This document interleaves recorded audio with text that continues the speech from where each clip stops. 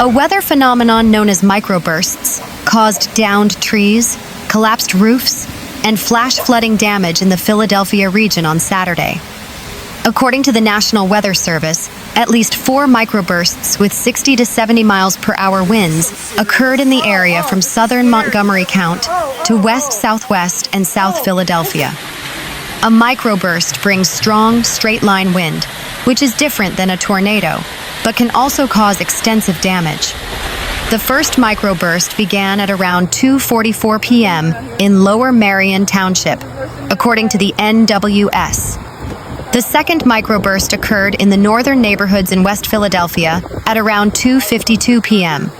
The third microburst occurred in South Philadelphia at around 3:01 p.m., and a fourth also occurred in South Philadelphia at around 3:12 p.m. The microbursts ended at around 3:15 p.m., the NWS said. Videos coming into NBC 10 show the extent of damage caused by the microbursts and strong thunderstorms that swept through the region Saturday afternoon. In the area of 55th and Vine Streets in West Philadelphia, a roof at least partially blew off a Philadelphia Housing Authority apartment building. NBC 10's Kelsey Kushner was on the scene to find the roof, along with other debris, on the street. At least 4 cars were damaged, and dozens of residents of the building were evacuated. Officials said the building suffered water damage along with the roof coming off, and 11 units have been impacted. The residents have been taken to hotels, and replacement units will be available as soon as Monday. Mayor Carroll Park and other Philadelphia leaders held a press conference at the location at around 8:15 p.m., where they said crews will be working non-stop throughout the night to clear downed trees and wires, as well as other debris in the city. Officials also urged people to avoid downed wires and call 311 to report damage, or 911 if it is an emergency. A vacant building also partially collapsed at South 24th Street near Washington Avenue in Southwest Center City. NBC 10 was on scene to find that bricks and other debris had fallen on a Jeep. No injuries have been reported. Ihan Yüksel, the owner of the vacant building, said that the building has been empty for 20 years, and he planned to make apartments at the site. A building collapse at the 5,600 block of Lansdowne Avenue also damaged cars and filled the street with bricks. Carroll Park in West Philadelphia was also severely damaged, with several trees downed. Several other videos shared with NBC 10 showed downed trees on cars and other damage on Saturday.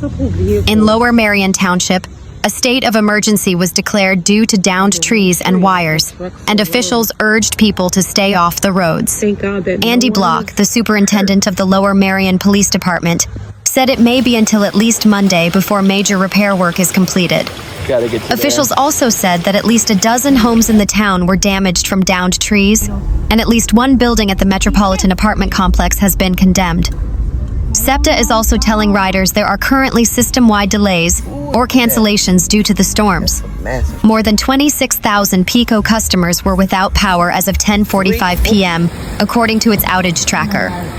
According to our NBC 10 First Alert meteorology team, the threat of flash flooding has ended, and the rest of the weekend will be mostly nice and dry.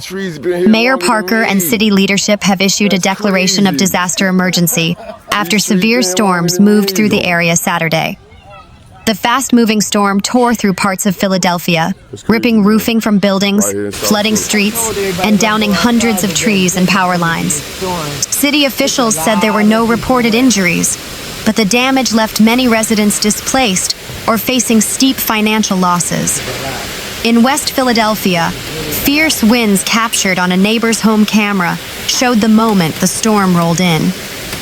Minutes later, part of the roof of a Philadelphia Housing Authority building had been torn off, scattering rubber roofing material into the street.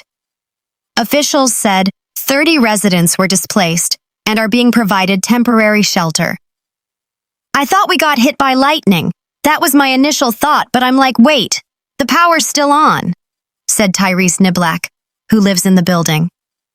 Philadelphia Police Commissioner Kevin Bethel said the city's 911 system received about 3,000 calls during the storm. He urged residents to reserve non-urgent matters for later.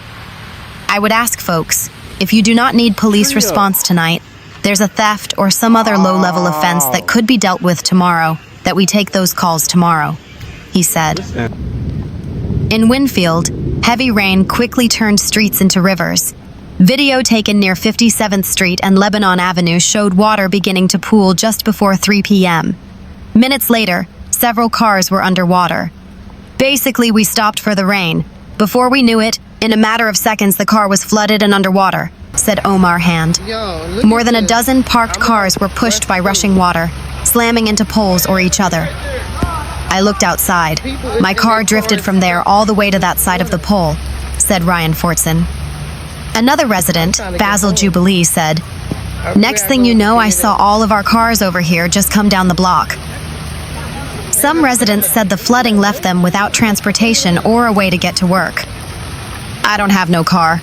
I don't know how I'm going to get to work for my kids," said Alexis Butler.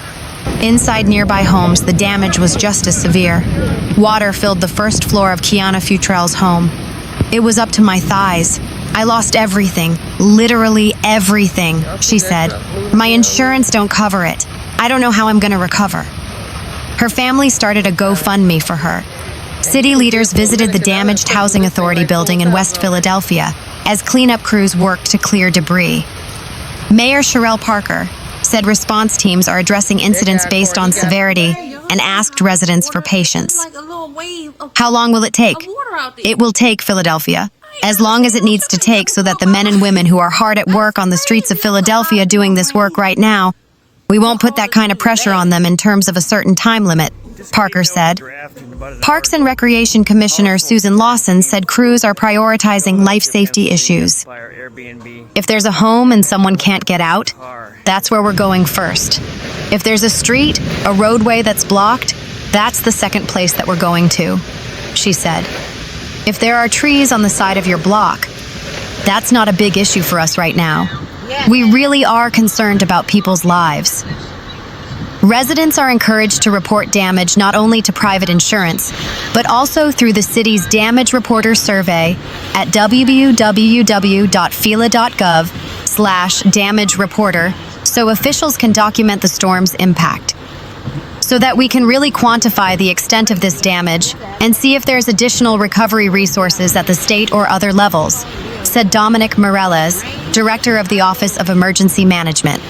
Cleanup efforts continued into the night as crews worked to clear debris, assist displaced residents, and restore access to damaged streets. Meanwhile, one of the city's most significant emergency responses happened at a Philadelphia Housing Authority apartment building near 55th and Vine Streets in West Philadelphia. Officials said high winds caused major roof damage and water intrusion that affected 11 residential units. All residents were safely evacuated, according to PHA President and CEO Kelvin Jeremiah. SEPTA buses were used as temporary shelter, while emergency responders assessed the building.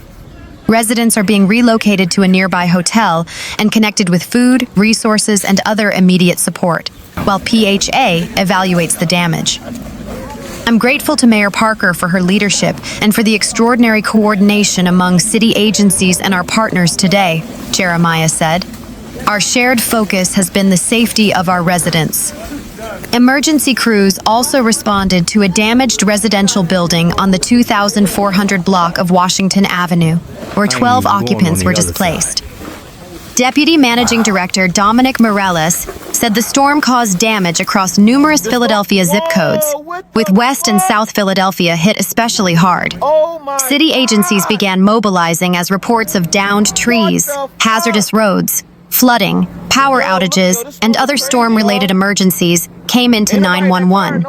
Police Commissioner Kevin Bethel said Philadelphia police received about 3,000 calls for service between 2 p.m.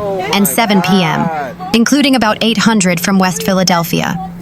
Officials asked residents to wait until Sunday, when possible, to report non-emergency issues so officers can prioritize life safety and active emergency calls.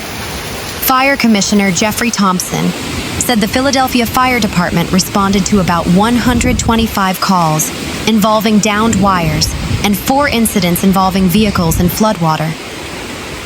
Residents should call 911 for emergencies, including downed trees blocking roadways, structural emergencies, or immediate threats to life or property.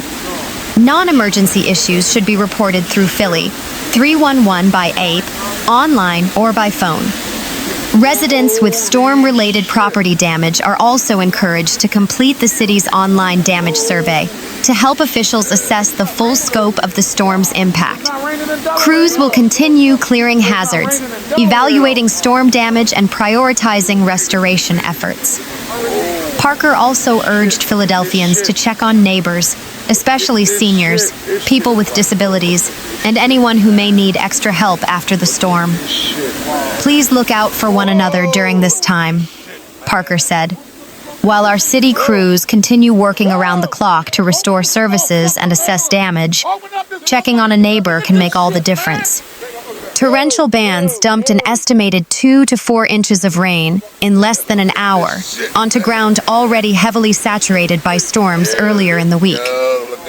The destructive front carved a path roughly 12 miles long across the metropolitan area, with West Philadelphia bearing the brunt of the water and wind damage. Residents in the Wynnefield enclave described a scene of absolute pandemonium. The storm arrived with such velocity that motorists had virtually no time to react or flee their vehicles. On 57th and Lebanon Streets, floodwaters reached up to the windows of parked and traveling vehicles. Eyewitness footage captured by local residents showed sedans, SUVs, and delivery vans bobbing unsteadily in muddy, swirling waters before being forced downstream. I opened my door, and I was immediately flooded, recounted one resident to local journalists. The rain was so crazy, you couldn't even see in front of you. Within 20 minutes, the whole block looked like an ocean. By 4:15 p.m., emergency response teams and heavy-duty tow trucks descended on Wynnefield to clear the stranded hulls of submerged vehicles. Fleet vehicles were found pushed onto sidewalks, wedged against telephone poles, and piled into one another. At 54th Street and City Avenue, emergency crews staged a coordinated rescue to successfully push stranded vehicles out of deeply inundated roadways. More than 24 people are displaced after part of the roof came off a Philadelphia Housing Authority building in West Philly during strong storms Saturday afternoon. Firefighters were on the scene near 55th and Vine Streets Saturday afternoon, where a large piece of metal and piles of debris were on the ground near the building. Tyrese Niblack, who was in the building at the time, described what happened. I heard a giant boom and I'm like, did we get hit by lightning?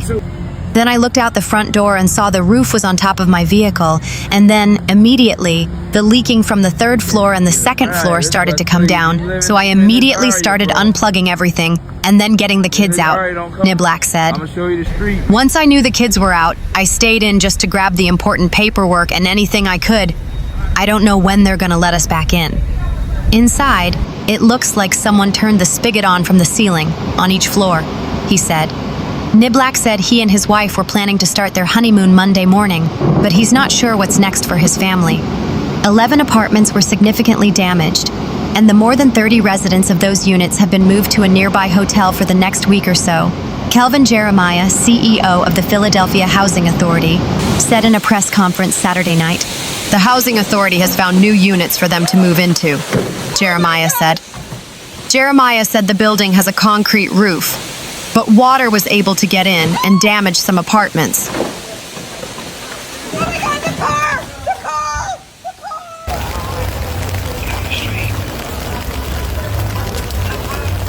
Thank you. There it is, man. Eddie's still there. Somebody's fucking.